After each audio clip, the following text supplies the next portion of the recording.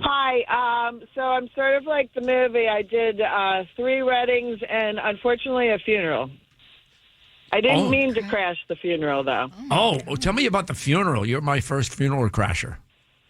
Yeah, well, so just a backstory on the weddings was it was sort of the same thing. I was at a place that had a function and went over to dance and realized that every time we had a function there every year that I could go over there and dance, and I ended up saying hi to the bride and the groom, and they didn't mind at all because I wasn't there for the drinks or the food. So yeah. But the funeral was by accident. There were 2 funerals going on in this small town that I lived in. I was out in Pennsylvania, and so I got the funeral home wrong.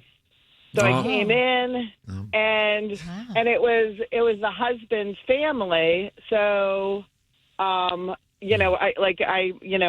knew the woman. So I was looking for the woman. I couldn't find her, but I was still roaming around. I was like, maybe I'm a little early. Mm-hmm. So I'm saying hello to everybody. I'm looking at the poor guy in the casket, and by accident I crashed it, and then I had to sort of back out of it.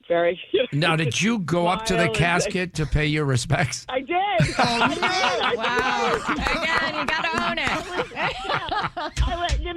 I said, and then when I realized, and I sort of whispered to, one of the people that worked there, and I said, is this such and such funeral? He goes, no, that's down the way, down the street. And I said, oh my God. I said, what am I going to do? And he said, well, you got to leave. And I said, yeah, I know that. So I sort of just backed out, and I said, I'm so sorry. Not to anybody. Nobody knew. I just sort of, but I definitely smiled and waved and sort of backed out of the place very quickly. They were probably afterwards saying, who was that woman? Yeah, you should have walked up to somebody on the way out to say, he looks good. Yeah, I was just thinking that. Did you have that thought when you look down at them? He looks pretty good. Wow.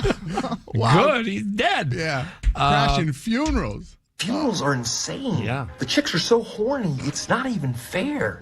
It's like fishing with dynamite. Crazy horny at a funeral.